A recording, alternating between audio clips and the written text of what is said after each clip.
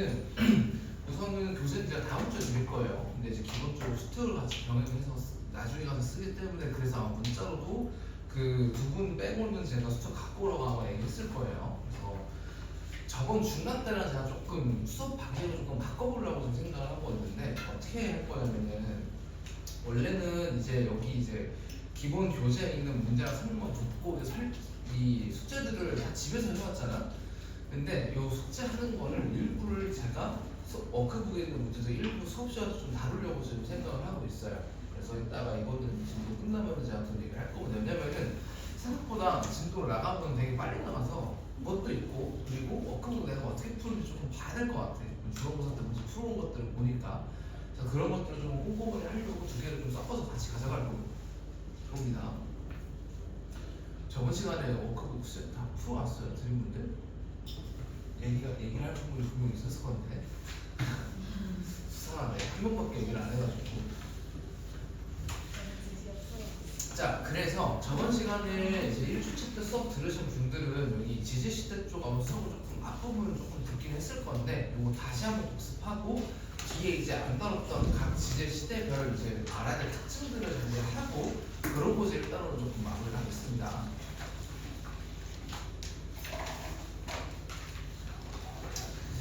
자, 그래서 저번 시간에 배운 내용 간단하게 해서 키워드를 조금 복습을 하면은 첫 번째 이 화석이라는 게 종류가 어떤 게 있는지 간단하게 제가 언급을 했고 두 번째 이 지질시대라고 하는 즉 지구가 이제 딱 태어나서 지금까지의 기간을 나누는 기준 그리고 그 나누는 기준들에 따라서 이름을 어떻게 부르는지 이 정도를 한번 얘기를 했었어요.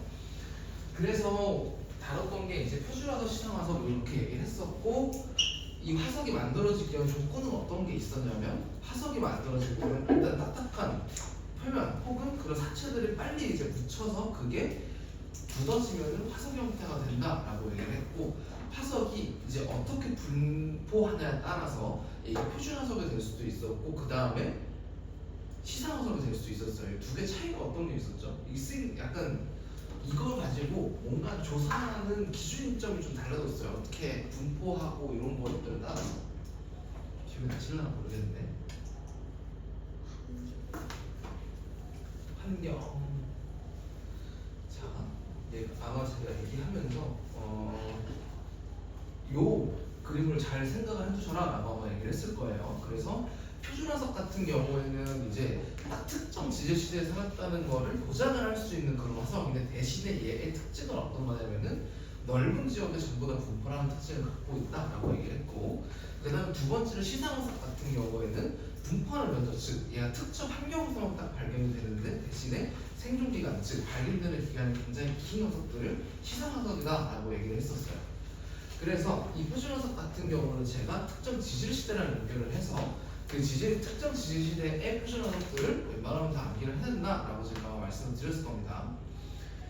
그래서 자, 성칸분에 대한 그 순서대로 표준화석 다시 한번 복습을 해보면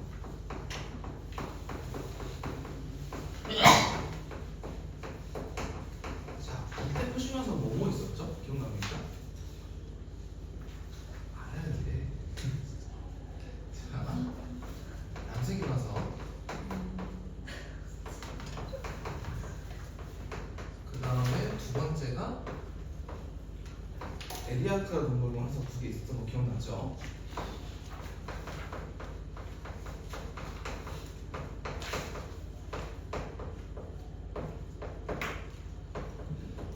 이거 얘기하면서 얘네가 각각 등장한 무대 혹은 이언을 매칭시켜서 기억할 수 있어야 된다라고 제가 얘기했었어요.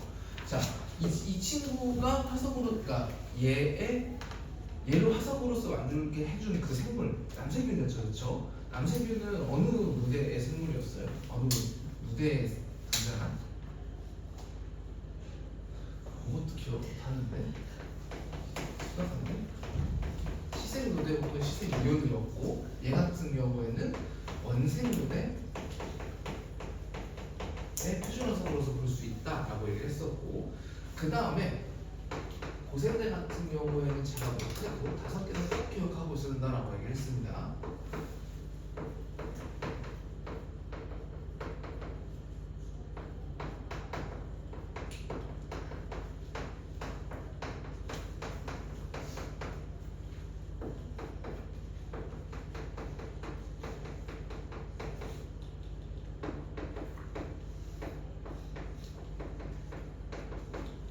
글자 따서 외우는 게 가장 아마 쉬울 거다라고 얘기했었죠.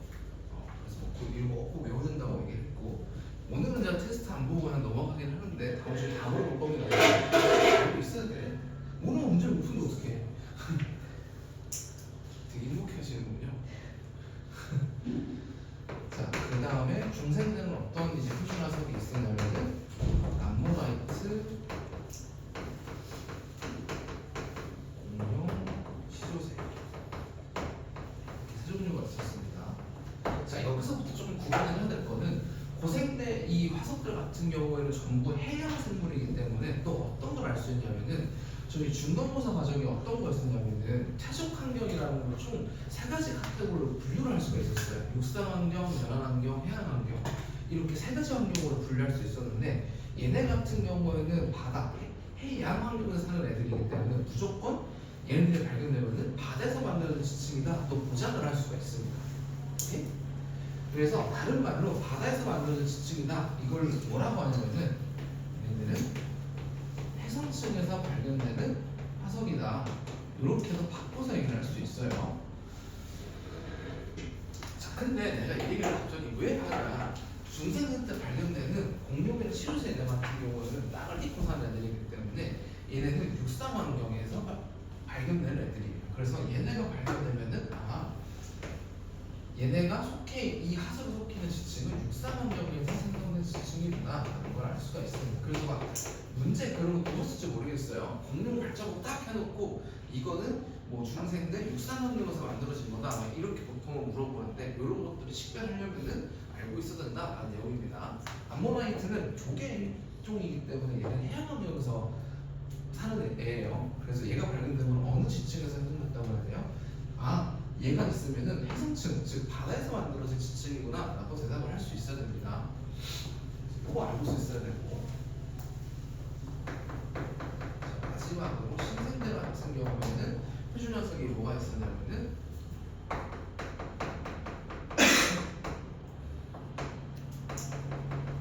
토온이 두 개 나이 다르는데 어떤 교과서에 따라 좀 단순하고 다른 경우가 있기는 해요. 그래서 이렇게 세 개 알고 있어야 된다라는 거. 자, 그래서 이 정도 이제 표준 화석을 알고 계셔야 되고,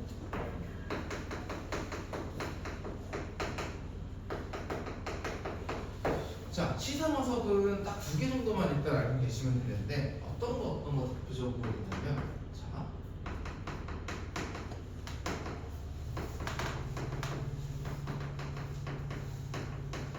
이 두 개만 알고 계시면 돼요. 일단은.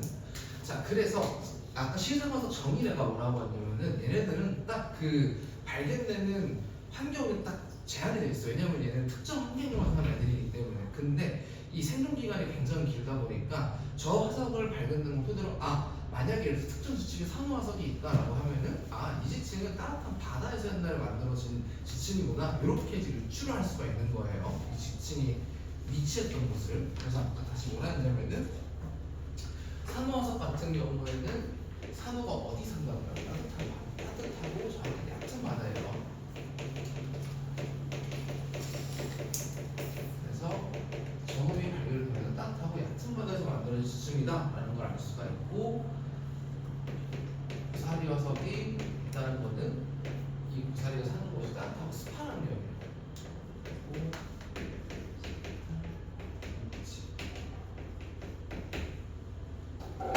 얘가 발견되어 따뜻하고 습한 육지에서 만들어진 적이 있는 지층이구나라는 걸 알 수가 있다는 겁니다. 이 정도는 알고 계셔야 된다라는 이야기입니다. 아시겠죠? 그래서 이런 얘기를 했었고요. 마우스 어디 있지? 여기 있다.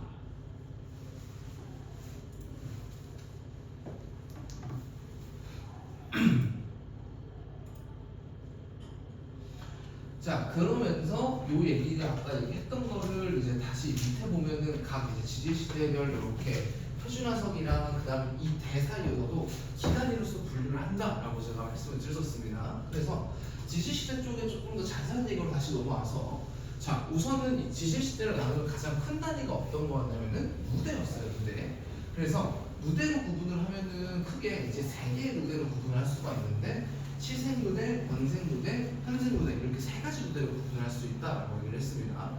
자, 그리고 이 누대 안에서 조금 더 세분하게 구분을 할 수가 있는데 이거를 대단위로 분류한다라고 얘기를 하고 대단위로 구분하는 거는 이 현생 누대 안에서 고생대, 중생대, 신생대 이렇게 세 가지가 있다라고 했습니다. 근데 어쨌든 누대가 됐든 대가 됐든 이 대 안에 기가 있든 이걸 나누는 기준이 있다고 제가 말씀을 드렸었어요. 혹시 기억나시는 분? 저번 시간 설명드렸던 것 중에 나누는 기준이 뭐였어요? 여러 가지가 있는데 가장 대표적으로 쓸 수 있는 게 있었어요. 대멸종도 있지만 정확히는 자 우선은 대단위의 구분 기준은 대멸종은 맞아요. 근데 이 기단위까지를 포함해서 구분 짓는 기준이 뭐예요? 라고 물어보냐면은 이 각 기별로 존재하는 이 주된 생물군의 변화를 가지고 이 기를 구분하는 거예요. 그래서 이 기를 구분하는 기준은 대부분 어떤 생물의 존재 뭐 특정 생물의 존재 없고 어떤 애들이 주로 존재했는지 이런 화석을 가지고 판단한다라는 겁니다. 그래서 여러분들은 물론 이 기가 뭐가 있는지도 아셔야 되지만 여기 이 특정 기에 어느 생물들이 살았는지도 이렇게 연결을 해서 여러분들이 전부 다 암기를 하고 계셔야 됩니다. 그래서 이 표 자체가 여러분들 머릿속에 있으셔야 돼요. 아시겠죠? 다음 주에 이거 중간에 비가 빠져들어가고 퀴즈 낼 겁니다. 그치? 여기에 들어갈 생물이 뭔지 이런 거 알고 계셔야 된다는 얘기예요. 정말 싫지? 그래서 좀 핵심적인 이벤트 몇 개 좀 기억하실 게 있는데 첫 번째, 자 어떤 애들이 언제 출연했는지도 물론 중요한데 핵심적인 게 이런 이벤트들을 기억을 하셔야 돼요. 수상식물이 언제 출연했고 거시식물이 포유류가 석시식물이고 4개 정도는 언제 출연했는지 정확히 기까지 매핑을 시켜서 여러분들이 알고 계셔야 됩니다. 무조건 나오기 때문에. 저 주로 지금 제가 체크해둔 이 4개 애들은 출연은 주로 전대에서 이루어지고 예를 들어서 이런 거야. 거시식물이 이제 고생대 말에 출연했잖아. 그러고 나서 양치식물 이런 것들이 고생대 비율이 좀 줄고 이 식물군 중에는 중생대는 거시식물이 번성하는 그런 때가 여기 적혀있죠. 그래서 출연과 번성은 보통 한 템포 늦게 전부 일어난다. 이것까지 다 기억을 하고 있으면 좋을 것 같아요. 아시겠죠? 그래서 이렇게 맵핑에서 기억을 하고 있어야 된다. 이야기. 자, 그 다음에 여러분들이 머릿속에 꼭 외쳐야 되는 게 뭐냐면은 자, 아까 위에서는 제가 뭘 말씀을 드렸냐면은 누대가 어떤 게 있고 대가 뭐가 있고 기가 뭐가 있고 그 다음에 각 기별로 어떤 놈들이 출현을 했고 번성했는지 이벤트표가 있다라는 걸 말씀을 드렸고 두 번째는 알고 계셔야 되는데 이렇게 전체적으로 이제 이 지지 시대를 거치면서 온도 변화가 어떻게 일어나는지에 대한 그래프인데 자, 여기서 여러분들이 뭘만 기억하시면 되냐 빙하기가 언제 찾아왔는지 즉 이 기준선을 기준으로 온도가 내려가는 게 언제가 있는지를 기억하시면 돼요. 그래서 크게 보면은 한 번, 두 번, 세 번, 네 번, 5번 이렇게 있는데 자 보통 많이들 물어보는 게 이 고생대 이 성과분야에 대한 이유부터 보통 많이 물어봐요. 그래서 여러분들이 기억하실 건 뭐야? 첫 번째 고생대는 총 2번의 빙하기가 있는데 자 요 특히 고생대 말에 온 빙하기 같은 경우에는 뭐의 형성 때문에 빙하기가 왔냐 한계가 형성이 되면서 빙하기가 왔다라는 걸 반드시 연결을 해두셔야 되고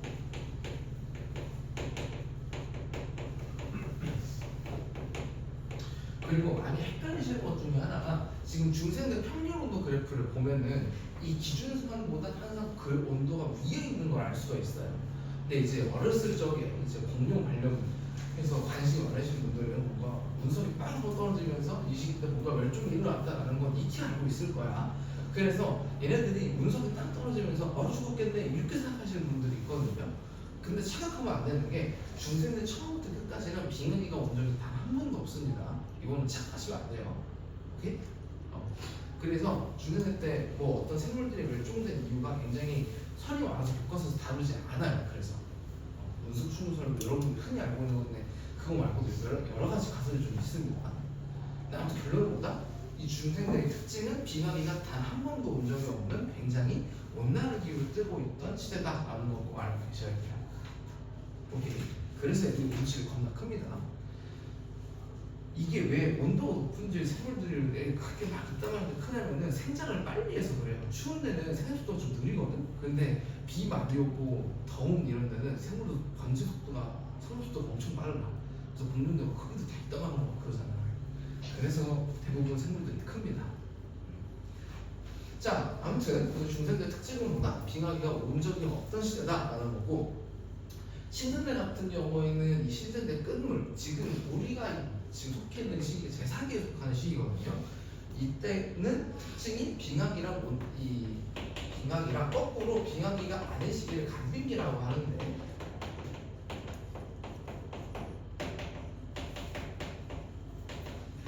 빙하기랑 간빙기가 계속 반복되는 시기가 있었다. 지금도 계속 그러고 있다까지 정도만 알고 계시면 돼요. 그럼 지금은 빙하기일까요? 간빙기일까요? 지구온난화 그런 거 다 제끼고 지금은 간빙기에 정확히 속합니다. 그래서 저 이벤트들 기억해 주실 필요가 있다라는 겁니다.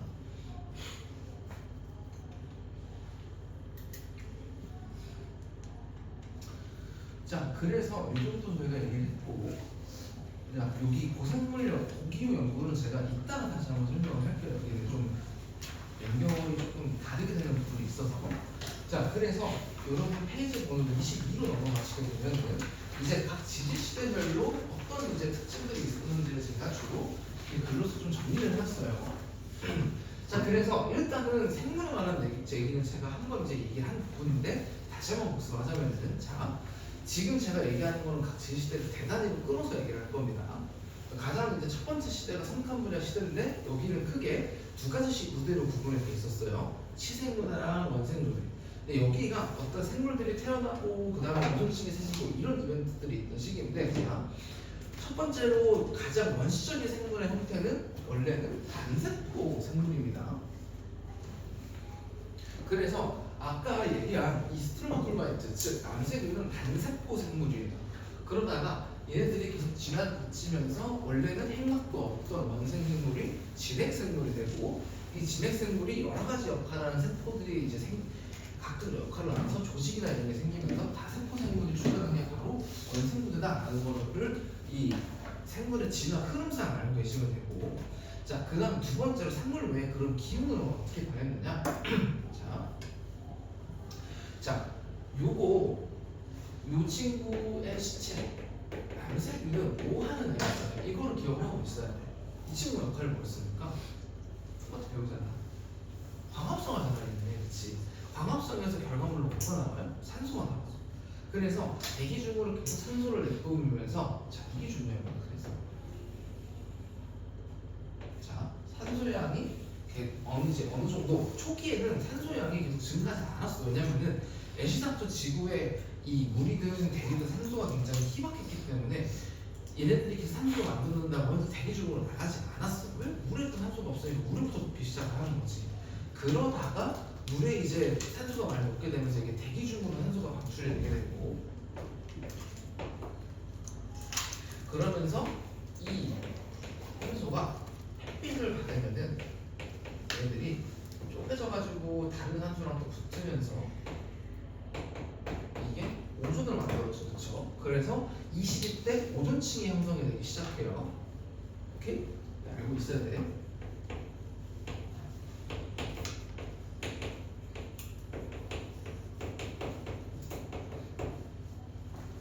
그래서 아직까지 이 성칸브리아 대에는 육상으로 생물이 올라갈 이런 유해한 자외선을 막아서 오존층이 아직은 되게 얇게 존재하기 때문에 올라갈 확률가 안 돼서 다 여기 최초의 생물들은 싹 다 싸그리 바다에 있는 생물들이었어요. 원래 있는.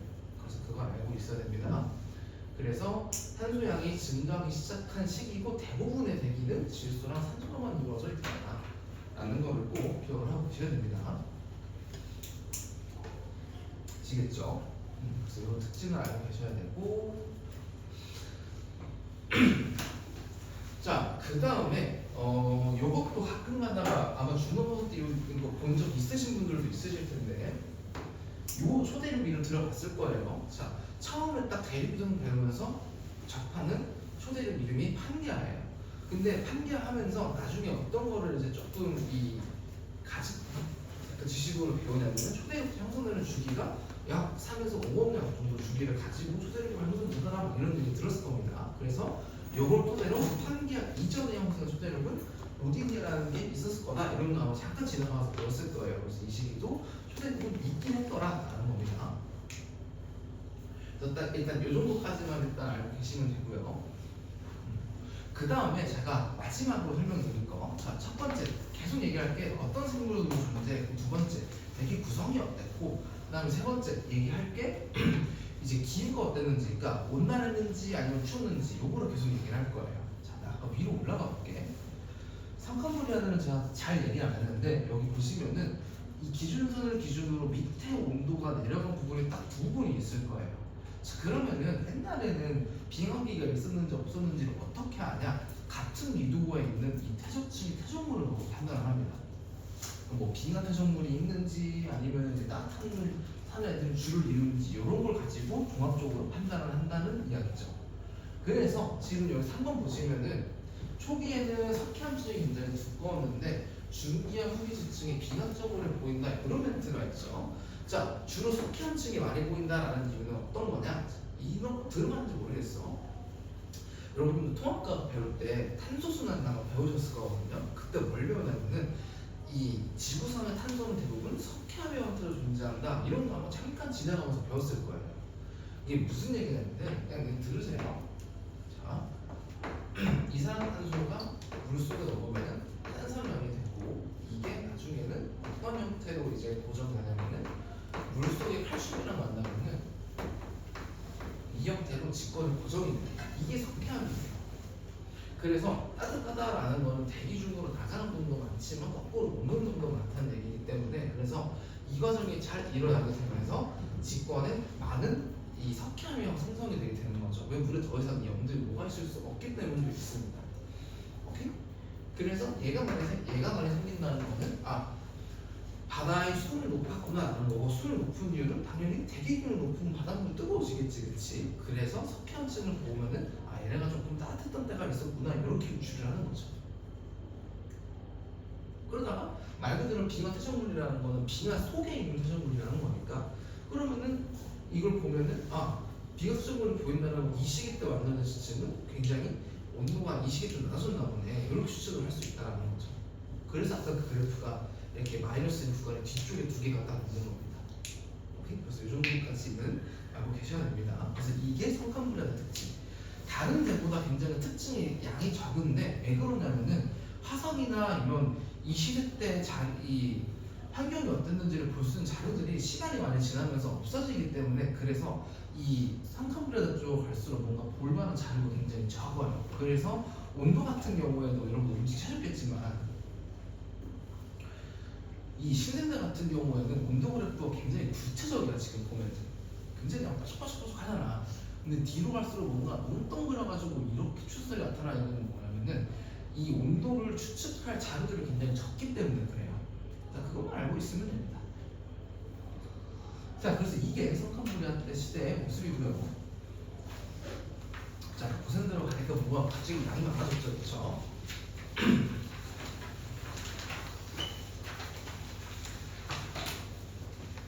자, 여기 지금 각 기별로 제가 간단하게 표로 어떤 식물이 이제 출연을 했고 분석을 했고 이런 것들은 제가 말씀을 드렸는데 기억하실 거는 사실 어떤 것만 알냐면은 이 육상식물이 출연한 여기는 무조건 알고 계셔야 되고 그 다음에 이 페르비의 설명을 좀 기억을 하고 계시면 좋아요.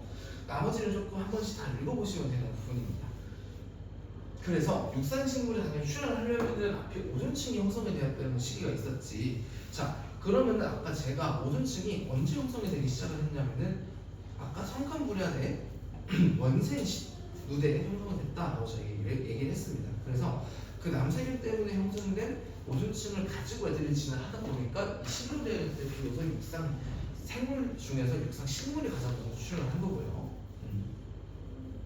그러고 나서 물이랑 이제 육상을 왔다 갔다 하는 양서류가 그 다음에 출현하는 게 순서입니다. 물 위에 사는 애들 기준으로. 자, 그러고 나서 이 페른기 말에는 가장 큰 이벤트가 뭐냐?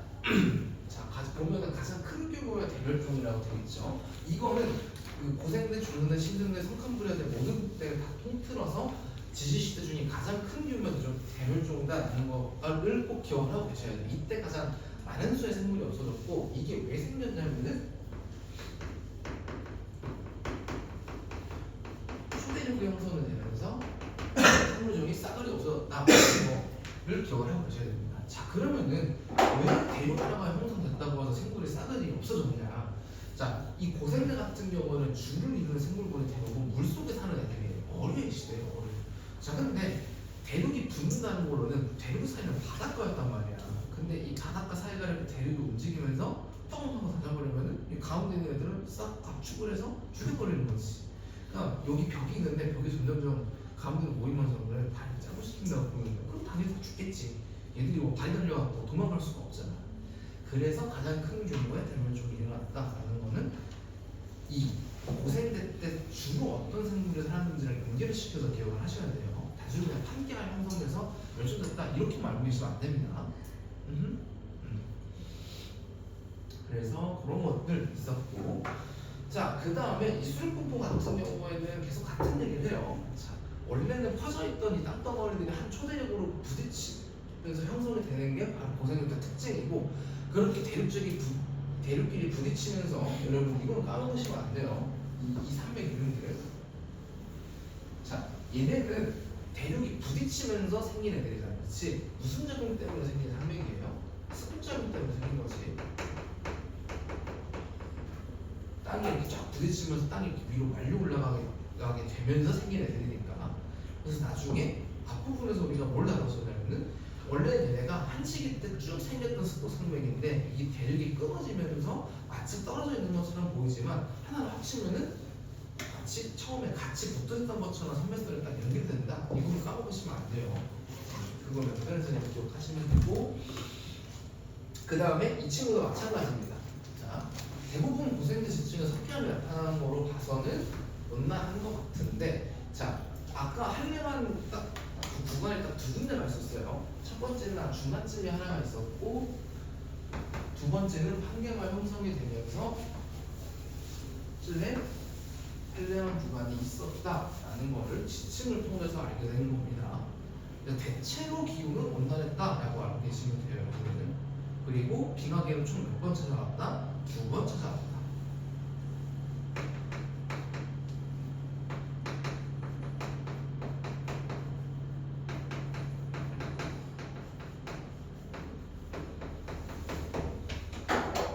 아시겠죠? 이것만 알고 있으면 됩니다.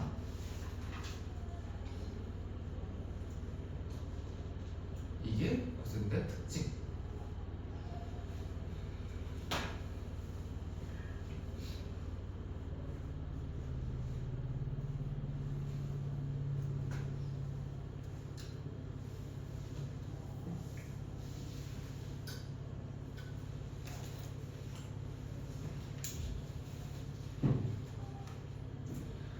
자, 그래서 뭐 이런 화석 그림들은 여러분들 문제 풀면서 말만 볼 건데 이거는 문제 풀면서 같이 보는 거로 하겠습니다.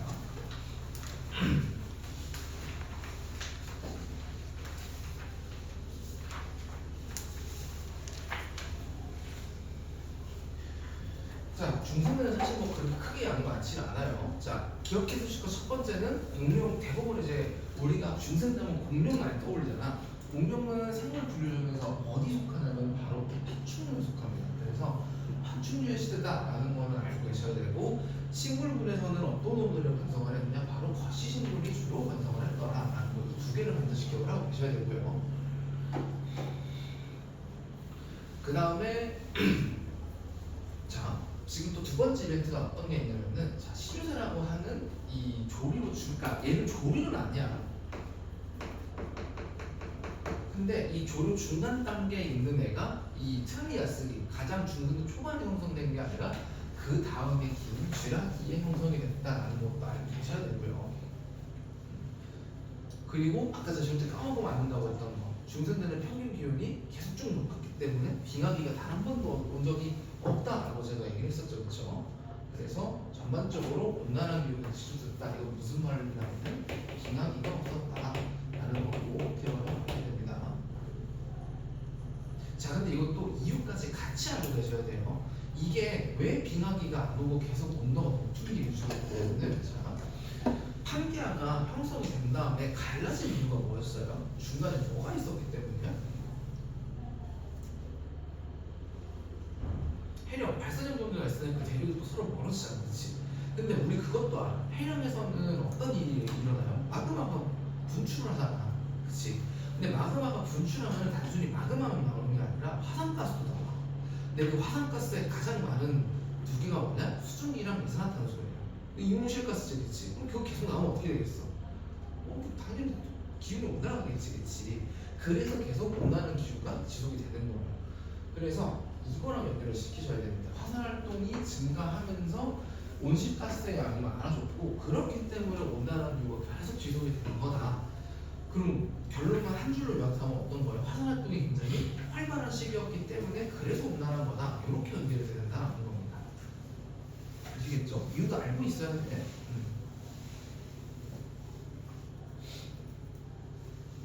그리고 마지막 이 중생대가 끝나갈 때쯤에 원시 포유류가 등장을 하면서 이 중생대가 막을 내리는 거고요. 당연히 이때는 아직 인류의 이 닮을 꼴도조차도 나오지 않았어요. 아직 이때는. 자, 그러고 신생대로 넘어와서 자, 이 신생대는 포유류와 속시생물의 시대다라는 거 기억을 하고 계셔야 되고 그러고 나서 최초의 이 영장류의 이 기본이 언제 출현을 하느냐? 자, 요때 출연했다라는 걸 반드시 알고 계셔야 돼요. 자, 신생도 총 3개 기가 있었는데 좀 제사기가 가장 마지막이죠, 그렇죠? 그래서 가장 마지막 시기에 인류의 기원이 되는 영장류가 저때 처음으로 출연을 한다라는 것까지만 일단은 인지를 하고 계시면 됩니다. 오케이? 나머지는 한번 읽어보시고요. 자, 뒤에 문제 아마 다 풀어봤을 텐데 문제가 조금 추가된 것들이 있거든요. 그래서 다시 복습한다는 의미에서 여기 8번까지 한번 쭉쭉 풀어보시기 바랍니다.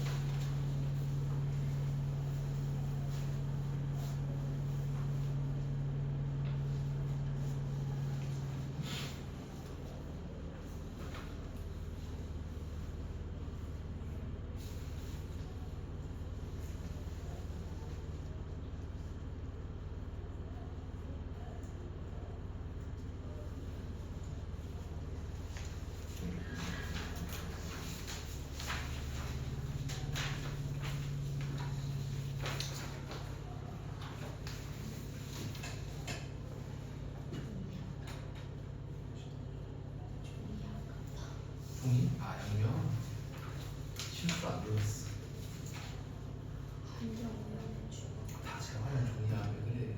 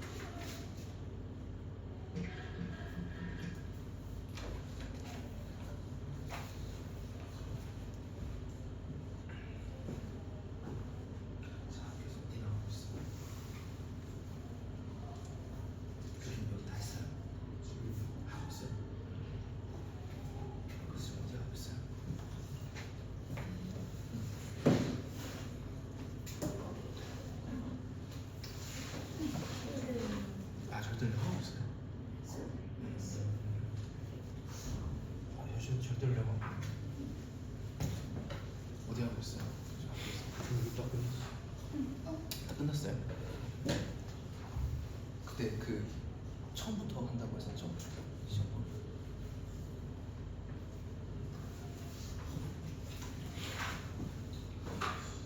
자, 부터 한번 해서 진행해 볼게요.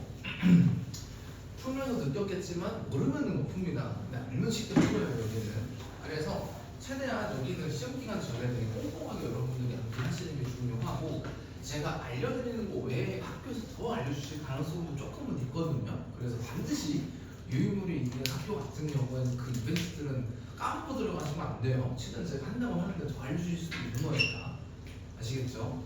그래서 여기 모르면 틀립니다 무조건. 근데 알면 무조건 맞을 수밖에 없다. 그럼 여기는 왜 많이 틀린다면은 잘 모르니까요. 그러면 열심히 외워야겠지만 틀린다고 하면은. 그래서 여러분들이 문제를 풀면서 좀 열심히 외워보시라고 오늘 워크북에 총 15문제를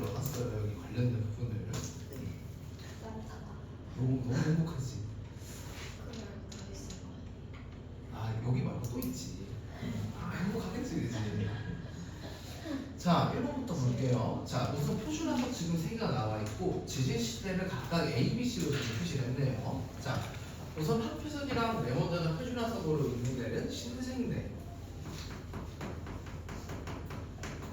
그다음에 공룡이랑 암모나이트가 표준화석이 되는 중생대.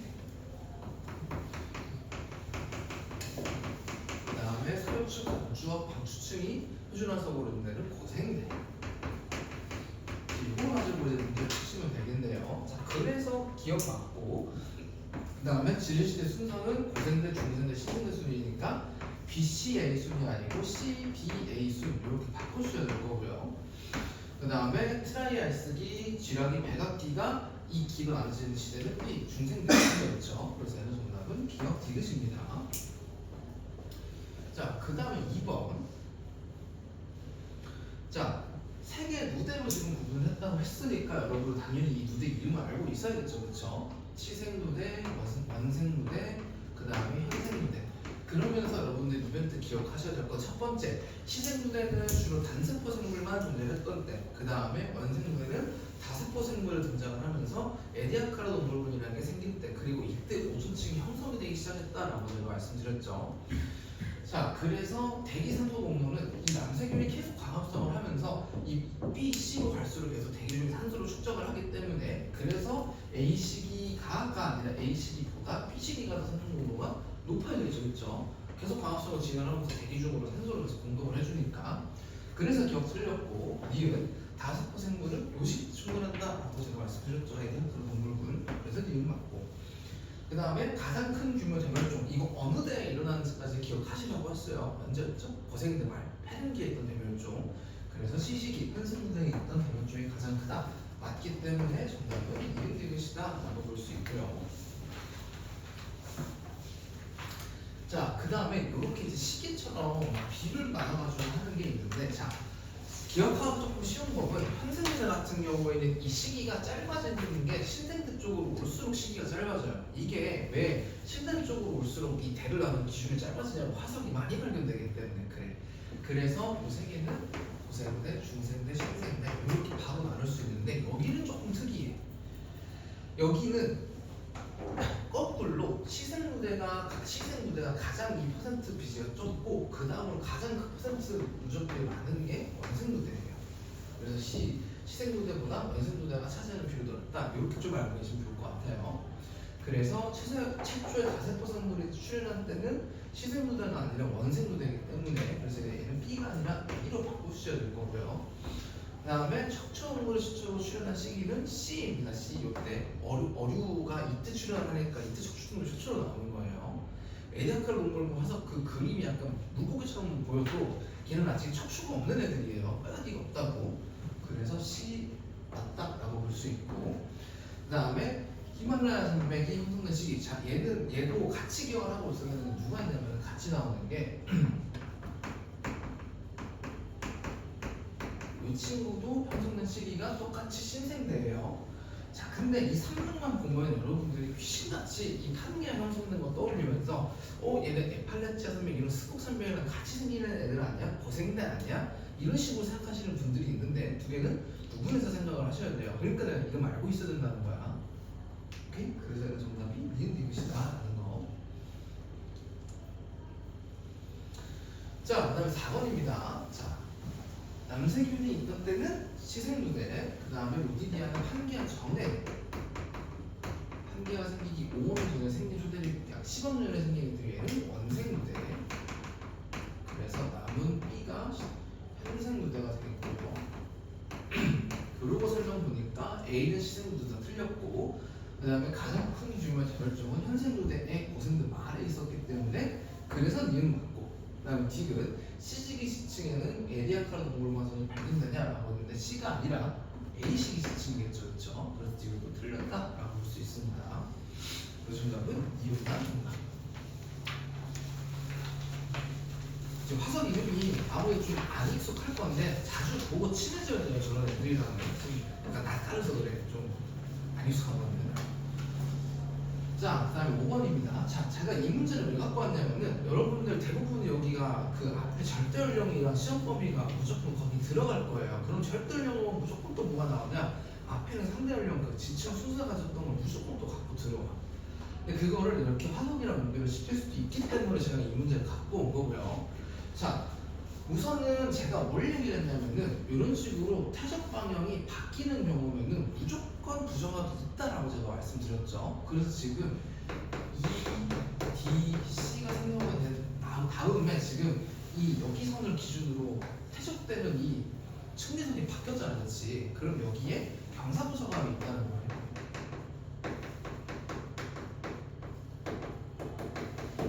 오케이? 일단 이걸 캐치하셔야 되고, 그다음 두 번째, 지금 이 부정함을 밑에 보면 화음함이 있잖아. 그러니까 얘는 관입을 해서 만들어졌겠지, 그렇지? 그래서 여기는 경사부정함도 되지만 난정함이 있다라고도 볼 수 있는 거예요. 내용 까먹으시면 안 되고, 아무튼 EDC 생긴 다음에 A가 딱 이 부정하면 밑까지 지금 관입을 해서 굳은 걸로 보이죠. 그래서 그 다음에 A가 생기는 거고, 그 다음에 부정함 생긴 다음에 F 쌓인 다음에 그 다음에 B가 관입을 해서 굳은 거다라고 볼 수 있겠네요. 그래서 기억 맞고, 그 다음에 자, 지금 C지층에는 고생대 표준화석이 지금 산출이 되죠. 근데 D지층은 C보다 더 이전에 생성된 애란 말이에요. 그럼 당연히 고생대 지층이 생기거나 고생대보다 더 오래된 표준화석이 반출이 돼야 될 거예요. 자, 근데 레머드 화석은 신생대 표준화석이에요. 그래서 안 되는 거죠. 그래서 D는 틀린 거고. 그 다음에 D는 생성 순서가 지금 어디서 뜨는지 보니까 F랑 B가 두 개가 바뀌어 있네요. 그래서 D가 틀렸기 때문에 정답은 기억됩니다. 오케이.